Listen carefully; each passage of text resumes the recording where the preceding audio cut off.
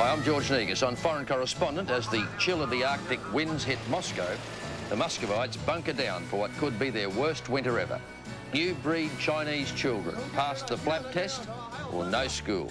His fitness, or lack of it, could send him to a lousy school, which would bring disappointment and humiliation to his parents. And in South Korea, the revolting production line at Hyundai. That's Foreign Correspondent, 9:30 tomorrow night.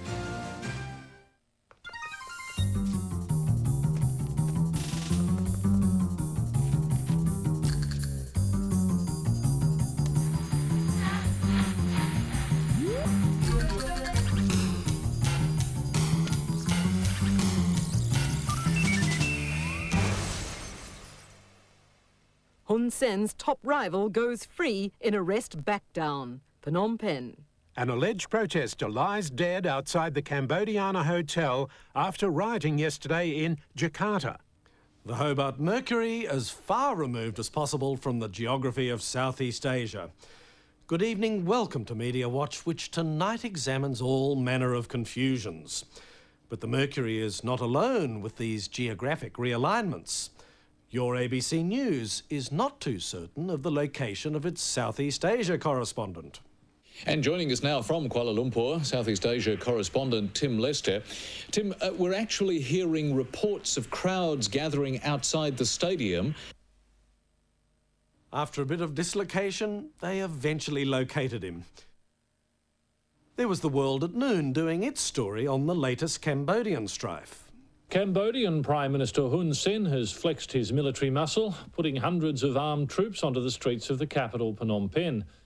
We're looking currently at some pictures from that activity yesterday, and there are a lot of tents and banners being waved. Are those tents still there, or indeed has the people's protest been well and truly crushed? It has been crushed. They brought in bulldozers and they tore down the bamboo huts, and then we saw scavengers come out and make off with whatever was valuable. Indonesian flags and Indonesian police suddenly invading Cambodia.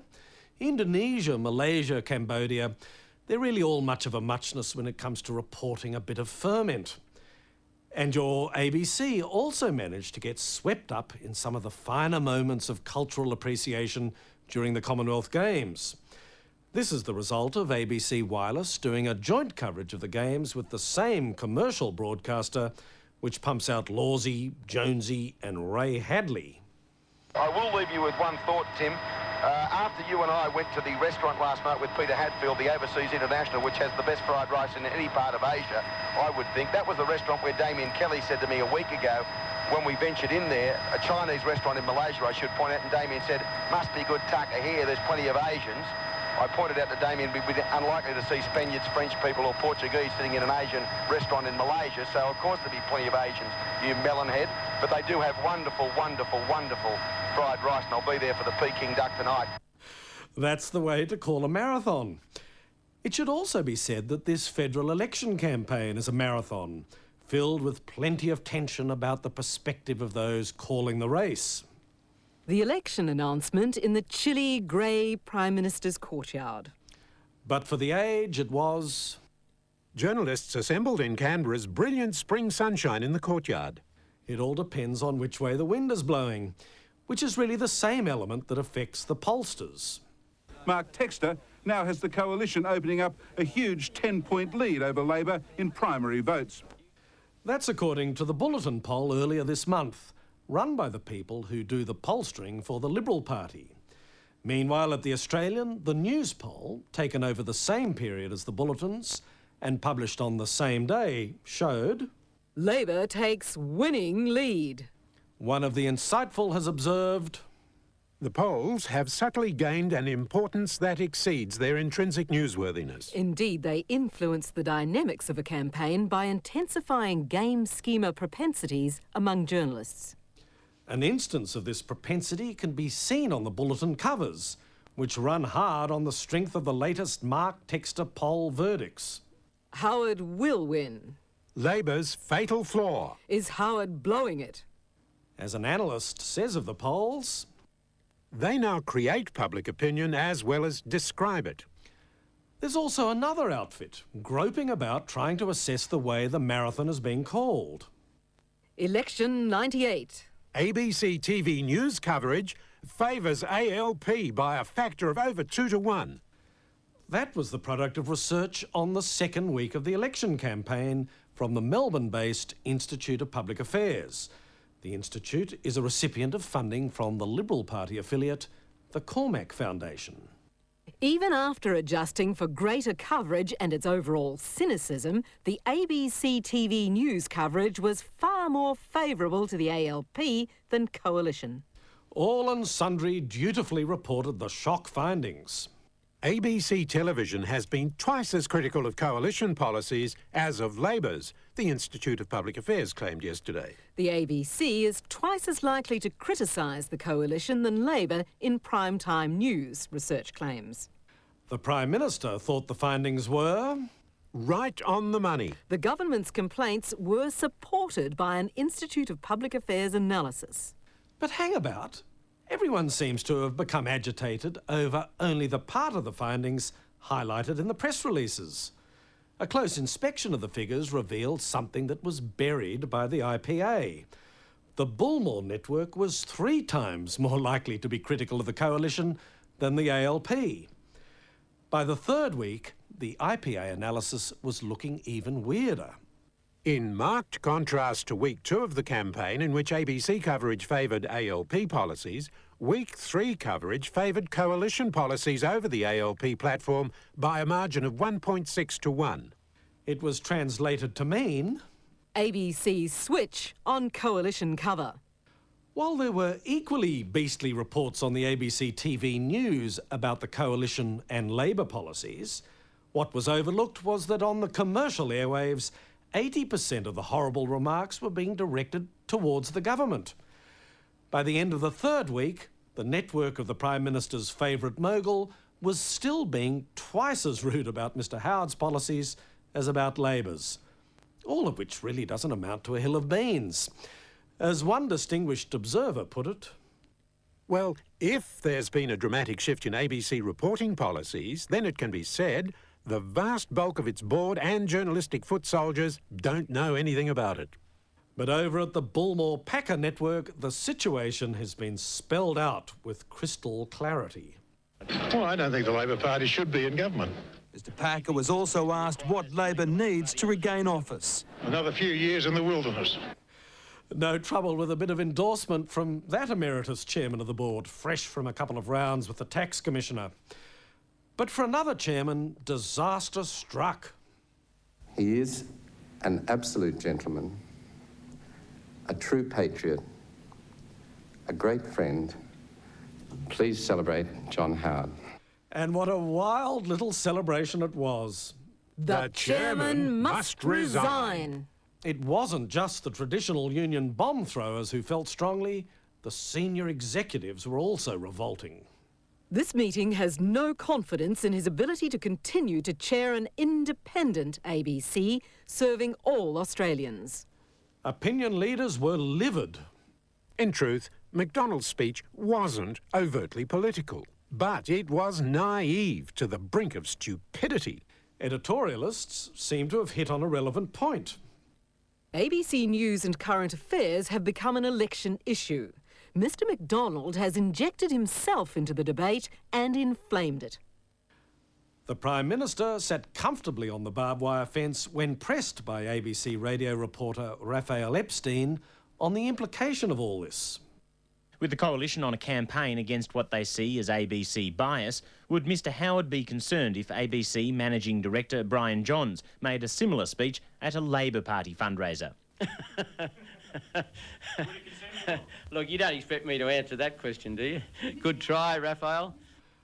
Well, yes, we were hoping for an answer.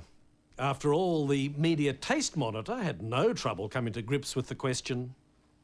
Senator Alston said he would not object if Mr Johns praised Kim Beazley at a Labor function. For Mr McDonald or Mr Johns to merely say someone is a good bloke doesn't strike me as a hanging offence, Senator Alston said. The Minister for the Media must have momentarily forgotten the ABC Act. The board of the corporation is also charged with the duty to maintain the independence and integrity of the corporation. While election coverage is subjected to critical assessments on the basis of perspective and whatever way the wind is blowing, the commercial opportunities of news and current affairs are a certainty that is reassuringly constant. After a 77% crash in net profit, the Seven network is wringing every last drop of promotional opportunity out of its shows. Now to the biggest TV show of the year. Sure, it's quirky, beautifully scripted and produced, and at times quite adventurous and naughty, but it also has that indefinable something that has the industry with all the formulas and all the research once again asking the question, why? What did we do right?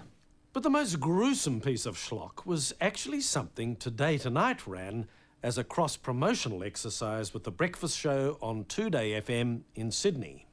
Whose bright idea was it to marry off two strangers? Who's going to take the responsibility here? Wendy? First, they selected a shortlist from 50 eager husbands-to-be. The wait until the next instalment was excruciating. Just one of these bridal finalists will get to spend the rest of their lives with a complete stranger. We can't show you their faces because the idea is that the lucky couple will get to meet for the first time on their wedding day. But Leaf? Yes? Will you marry me? Glenn, I'd love to. Thank God you said that. This monumental shimmering pile of sugar-impregnated floss should not disguise the fact that this wasn't a TV wedding at all. It was a rating stunt for the wireless station and a profit-strapped Seven network. The third instalment was completely compelling. Over at the Bunyan household, the bride-to-be was packing her bags for the last time as a single woman. Tonight she'll be staying at a secret location.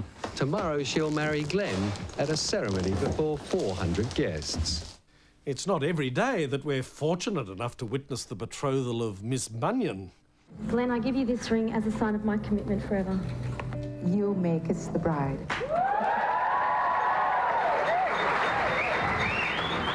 It's a big veil.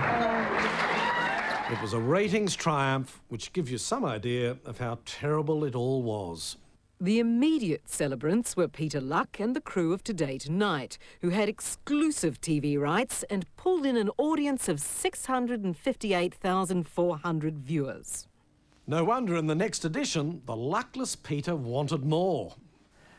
Well, it's definitely been the wedding of the year, and if you missed it on Friday, here's your chance to see it again.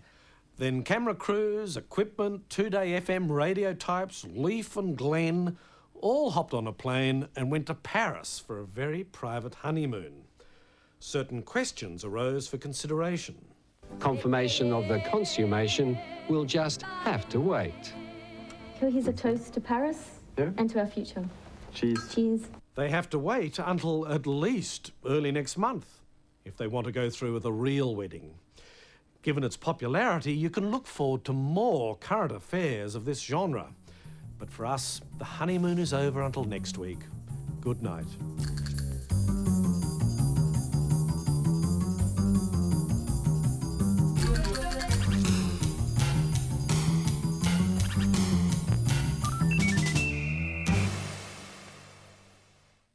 That's his livelihood, that's his living, that's what he loves.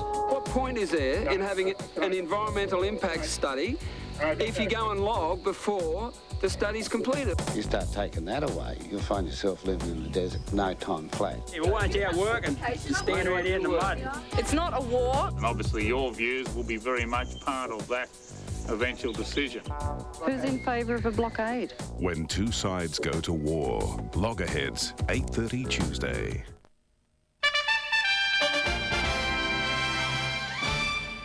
Rod Young for ABC News. Victoria is without gas tonight. Thousands of workers have been stood down as much of the state's manufacturing grinds to a halt. 1.4 million Victorians are now facing at least a week without gas, while Esso desperately works on plans to restart its production after Friday's massive blast in which 2 workers died. Residents in the United States are preparing for the worst as Hurricane George continues its destructive sweep across the southeast. More than 1 million people are fleeing the Mississippi Delta area to escape the storm, which has already claimed the lives of more than 300 people in the Caribbean. And Finnish driver Mika Hakkinen has taken a 4-point lead in the Formula One World Championship after a dramatic Luxembourg Grand Prix. Slicker work on the pit stops gave Hakkinen his 7th win of the season and the overall lead ahead of German Michael Schumacher with 1 race left. And now another look at the weather with Jenny Woodward. Well, just a few coastal showers today, but the rest of the state was fine. Tomorrow, there'll be isolated showers about the east coast north from Fraser Island, but fine elsewhere. Mostly light to moderate southeast to northeasterly winds. In Brisbane and southeast centres fine. After some early morning fog patches, there'll be light winds and afternoon sea breezes. A top of 25 degrees on the Gold and Sunshine coasts and up to 27 degrees further north. There'll be more news in late edition, and next on ABC, Race Around the World. Good night.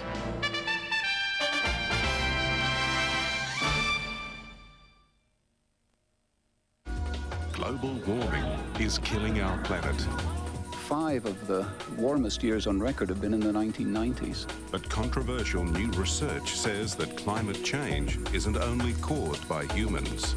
It looks as though somewhere between 1/2 to 1/3 of the global warming that's been seen since the beginning of this century could have been due to solar variation. Quantum, 8 o'clock Thursday. Who is she exactly? Exactly the kind of person you don't want to take on. Caroline Goodall, star of The Sculptress and Schindler's List, is about to become a difficult woman. Coming soon to ABC.